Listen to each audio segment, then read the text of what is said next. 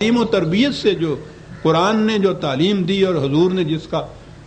عملی نمونہ بنا کے دکھایا، اس میں بہت کم وقت ایسے کم مواقع آتے ہیں کہ جس میں کوئی جھگڑا ہو، تنازع ہو، کہ باہر آ جائے۔ ویسے روزمرہ کی زندگی میں تو آتا ہی ہے۔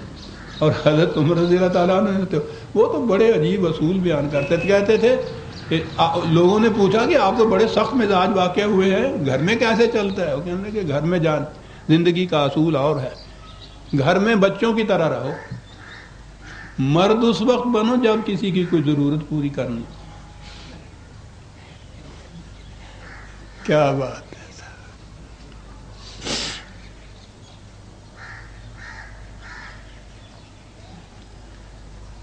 دوسری جگہ انہوں نے یہ کہا تھا کہ یاد رکھو میاں بیوی کی زندگی جو ہے وہ باہمی قوانین کی فولادی گیروں سے نہیں کاٹی جاتی، ریشمی تاگے کے لچک کے ساتھ نبھائی جاتی ہے۔ تو باہمی تو تعلق کی یہ کیفیت، لیکن اگر حقوق کا وقت آتا ہے پورا حق حاصل ہے کہ اس کے اندر آپ ایگریمنٹ کے اندر جو شرائط بھی چاہیں اس میں رکھ دیں۔ اور جہاں عورت کا مقام ہے صرف عورت کی حیثیت سے، بیوی کی حیثیت سے نہیں، کوئی فرق نہیں ہے مرد اور عورت میں معاشرتی معاملے کے اندر قرآن کی روح سے۔ لیکن اسی لیے تو قرآن کی حکومت یہ آنے نہیں دینا چاہتے کہ قرآن یہ کچھ کہتا ہے۔ تو میں نے جیسا عرض کیا ہے، یہ قوانین جنہیں اب اسلامی کہا جاتا ہے، یہ ہمارے عباسیوں کے دور کے چند فقہا یعنی قوانین مقننین اس زمانے کے، قانون ساز اس زمانے کے، جورس اس زمانے کے، یہ جج تھے امام محمد، امام یوسف علیہ الرحمہ۔ اب وہ بھی جج تھے، اور آج بھی ہمارے ہاں کے ہائی کورٹ کے چیف جسٹس صاحب نے وہ فرما دیا ایک، اور وفاقی شرعی عدالت کے چیف جسٹس صاحب نے، یہ بھی وہ جج ہیں۔ تو ان ججز کے بنائے ہوئے وہ قوانین تھے، 1000 سال پہلے کے قوانین، اس معاشرے میں جہاں عورتیں منڈیوں میں بیکا کرتی تھیں،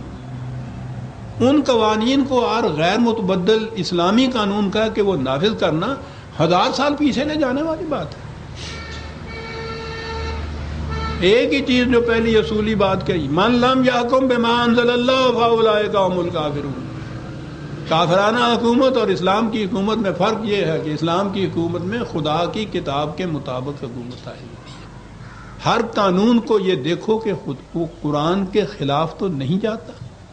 اس کے مطابق ہے، اسلامی ہے، اس کے خلاف جاتا ہے، کافرانہ ہے۔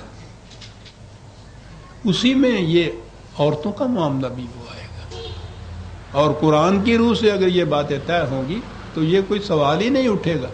کہ ان کے حقوق کیا ہیں، ان کا مقام متعین ہو جائے گا، حقوق میاں بیوی کی حیثیت سے متعین ہو جائیں گے باہمی ایگریمنٹ کی روح سے۔ میں نے عرض کیا کہ اس مملکت میں بنیادی چیز یہ تھی کہ کسی انسان کو حق حکومت حاصل نہیں تھا، اقتدار قوت کے زور پہ حاصل نہیں کیا جا سکتا تھا، امت کے باہمی مشاورت سے یہ امور سارے طے ہوتے تھے، اور یہ سارے امور طے ہوتے تھے قرآن کے غیر متبدل اصول و قوانین کی چار دیواری کے اندر رہتے ہوئے۔ اور نتیجہ اس کا یہ ہوتا تھا جو اعلان کر دیا کہ کوئی ایک فرد بھی اگر رات کو بھوکا سو گیا ہے تو وہ مملکت اسلامیہ نہیں ہے۔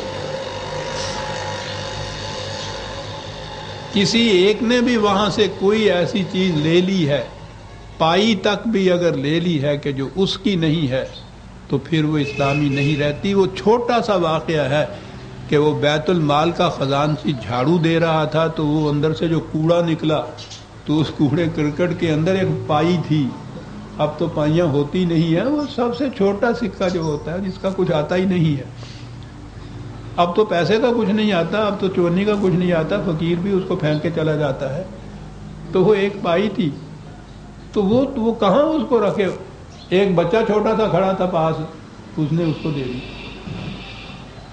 وہ بچہ حضرت عمر رضی اللہ عنہ کے کسی عزیز کا بچہ تھا، وہیں گھر میں رہتا تھا، وہ بھاگا بھاگا آیا جیسا بچے آتے ہیں، پیسہ لبا پیسہ لبا، خوشی خوشی گھر میں آیا، آن کے پوچھا کہاں سے لیا، اس نے کہا کہ انہوں نے یہ دیا ہے۔ ابھی وہ گھر بھی نہیں پہنچے تھے، خزانچی صاحب تو بلاوا آ گیا۔ اس سے کہا کہ کیوں بھائی، میں نے تمہارے ساتھ کون سی کوئی برائی کی تھی جو تم نے میرے ساتھ یہ کچھ کیا؟ کہنے لگے جی کانپ اٹھا، میں نے کیا کیا آپ کے ساتھ؟ کہنے لگے بیت المال کی یہ پائی جو ہے یہ میرے اس بچے کو تم نے دے دی، اگر یہ کل کو خدا کے حضور پائی ہوگی، خدا ہوگا، میں ہوں گا، اور وہاں یہ ہوگا کہ کس طرح سے تم نے اپنے گھر میں یہ بیت المال کی پائی رکھ لی، تو میں کیا جواب دوں گا؟ تم نے یہ کیا ہے میرے ساتھ، لے جاؤ اور وہاں جا کے داخل کرو۔ بیمار تھے، شہد کی ضرورت پڑ گئی، طبیب نے لکھا کہ شہد چاہیے، شہد گھر میں نہیں تھا، بیت المال میں تھا، کیبنٹ کی کابینہ کی میٹنگ بلائی، اس میں اس مسئلے کو پیش کیا گیا اور ان کی اجازت سے کوئی 2 تولے شہد تھا جو لیا گیا۔ اسی وجہ سے عمر آخری عمر میں مرض الموت میں، اور وہ آپ کو معلوم ہے کہ آپ کو تو پھر جو خنجر لگا تھا،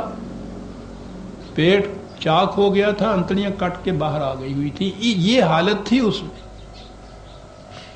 اس حالت میں احباب رفقا ساتھ آ رہے تھے کہ آخری وقت ہے، آپ کو اطمینان دلاتے تھے کہ آپ نے بڑے ہی عدل و انصاف سے یہ حکومت کی ہے، خدا کی عائد کردہ ذمہ داریوں کو پورا کیا ہے، انصاف سے کام لیا ہے، اس لیے ہم اس کے لیے یقیناً شہادت دیتے ہیں کہ اللہ تعالیٰ آپ کے لیے جنت لکھ دے گا صاحب، آپ کا وہ مقام ہوگا آخر دور میں جو لے کر تھے۔ آپ نے یہ کہا تھا کہ تم میری تعریف کر رہے ہو اور جنت کی بشارت دیتے ہو، مجھے یہ خوف ستا رہا ہے کہ اگر عمر نے کسی کمزور پر زیادتی کی ہوگی اور اس کی فریاد آسمان پر پہنچی ہوگی تو عمر کی ساری نیکیاں صاحب عرش کے حضور بے وزن ہو جائے گی۔ مجھے یہ ڈر مار رہا ہے، یہ خطا سا رہا ہے، ذمہ داری کے احساس کی یہ کیفیت تھی۔ تو یہ عزیزان من جس سے آپ اسلامی مملکت، حکومت، اسلامی نظام، اسلامی قوانین، یہ قوانین کے الفاظ کا سوال نہیں ہے، یہ پہلی چیز تو یہ ہے کہ مملکت کا مقصد کیا ہے، اور دوسری چیز یہ ہے کہ جن کے ہاتھ میں ہے ان چیزوں کو نفاذ کرنا، ان کا اپنا ذاتی کریکٹر، کردار و سیرت کیا ہے، ان کے ایثار کی کیا کیفیت ہے، ان کے ذمہ داری کے احساس کا کیا عالم ہے، یہ چیزیں اکٹھی ہوتی ہیں۔ ورنہ یہ تو ہو سکتا ہے کہ ہمارے ہاں کے قوانین کو انڈیا والے بھی اپنے یہاں نافذ کرنے، انہوں نے بھی تو شراب پہ ممنوع قرار دے دیا تھا، تو یہ قانون نافذ کرنے تھے، وہ حکومت اسلامی تھوڑی بن جائے گی صاحب۔ مسلمانوں کی حکومت بھی اسلامی اسی صورت میں بنے گی، دونوں شرطیں پوری ہونی چاہیے اس کے اندر کی، خدا کی کتاب کی حدود کے اندر رہتے ہوئے معاملات کو طے کرنا، اور معاملات کا تصفیہ امت کے مشاورت سے کرنا، اور سربراہان مبتلغ یا ارباب اقتدار کی سیرت اور کریکٹر اور کردار کو قرآن کے قالب میں ڈھلا ہوا ہونا، یہ چیزیں ہوں گی عزیزان من، تو وہ مملکت اس مثالی مملکت کے نمونے کی بنے گی جو نبی اکرم صلی اللہ علیہ وسلم نے قائم فرمائی تھی، اور اسی کا نام اتباع سنت رسول اللہ ہوگا۔ یہی نہیں ہے کہ وہ کتنا لمبا کرتا پہنتا تھے اور کتنا لمبا چوکا دستار باندھتے تھے، یہ اتباع سنت نہیں، سنت کی اتباع یہی ہے کہ حضور نے سربراہ مملکت ہوتے ہوئے اپنی زندگی کس طرح سے گزاری تھی۔ یہ ہے عزیزان من آج کے موضوع کے متعلق میں نے جو عرض کیا آپ کی خدمت میں۔ آپ کا شکر گزار ہوں کہ آپ نے بڑی توجہ سے میری معروضات کو سنا۔ ربنا تقبل منا انک انت السمیع العلیم۔ شکریہ۔